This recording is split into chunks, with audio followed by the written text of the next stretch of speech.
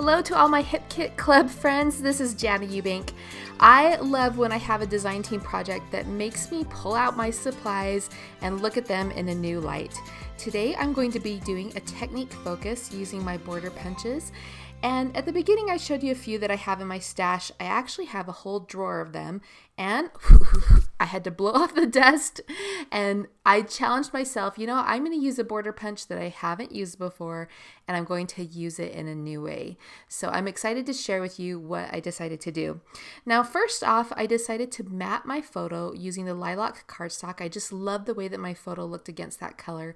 So I went ahead and gutted out the center to use the center part to map my photo, and then I reserved the outer portion to use as a border for my layout. Now, this is a photo of my family that we took on Easter weekend, and so I wanted to do some really pretty springtime colors. I was drawn to that plaid because isn't that plaid cute? It just reminds me of Easter, reminds me of springtime. So I paired it with the large dot, and I'm just doing a really simple design because I know that I want to highlight that technique with the border punch later. So first I'm just getting my basic design in place. I decided to map my photo again with this bright blue cardstock because I love the way that it just makes my photo jump off the page. I went ahead and fussy cut a bunch of flowers from the floral pattern paper beforehand, so I'm just pulling in a few of those pieces to add to each of the corners of my photo and to really make it the highlight. While I'm here working on my photo, I'm going to add a little label to anchor my title. And so I'm just picking out a color. I decided to go with this yellow because I love the way that it repeats the yellow branches that are in the floral clusters.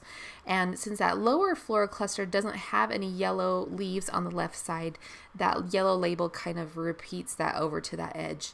Now I also want to add some more flowers up in this upper right corner, and that just completes my visual triangle with these flowers and where I'm going to have my major clusters on this page. So I'm pulling out the label pieces again. This is from the label die cuts are from the embellishment pack.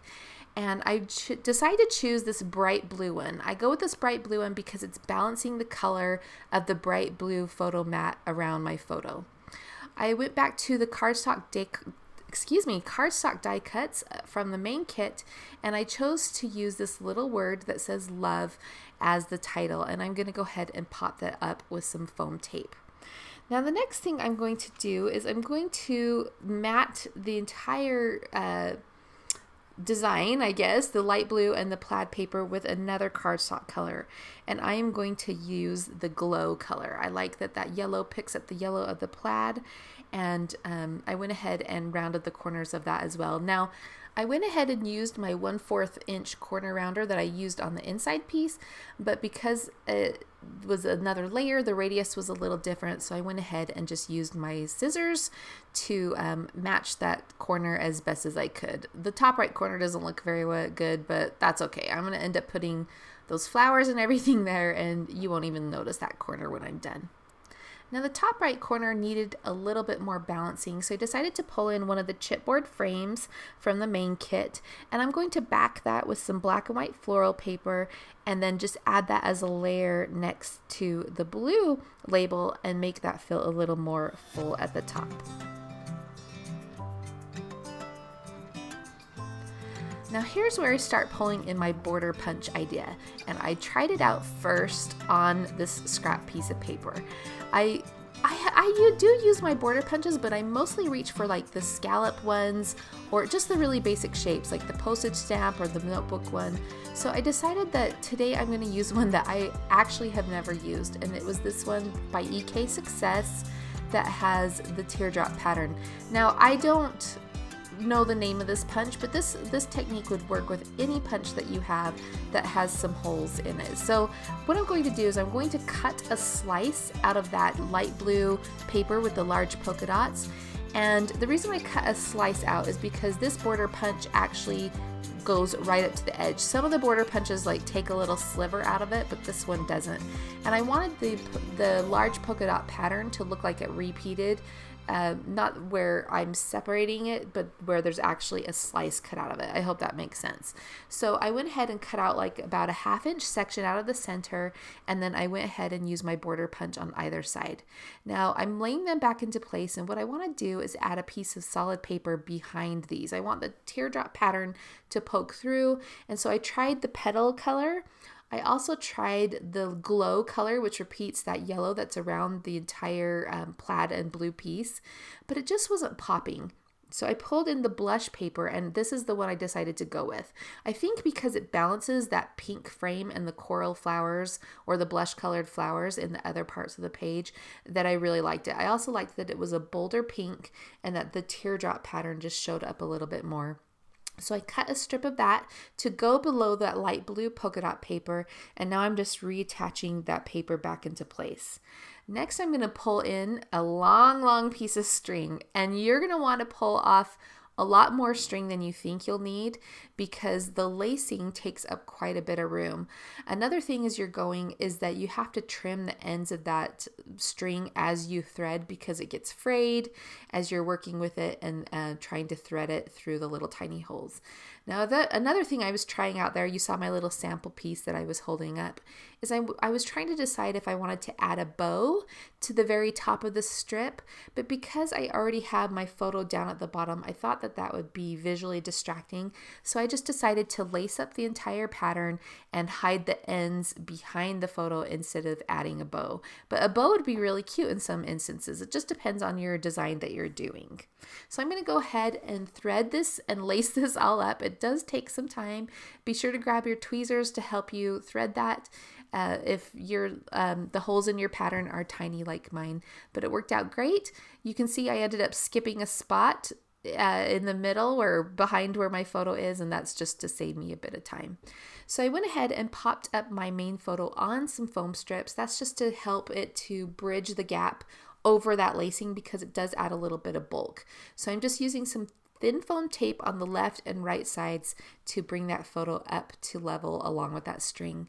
I now gathered together some butterflies from the kit, and I chose to go with this style of butterflies that has the outline pattern. So I went through all the kits and found the designs that all match. So I chose the purple and teal butterflies from the embellishment kit, and then the yellow butterfly actually comes from the cardstock die cuts that are in the main kit.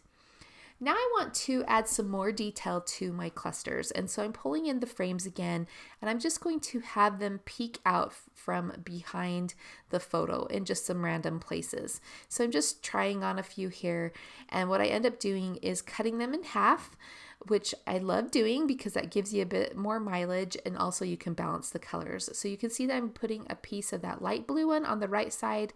I will put the other half on the other side, which I really like because that gives an anchoring spot for that purple butterfly. And then I'm going to cut this pink one in half.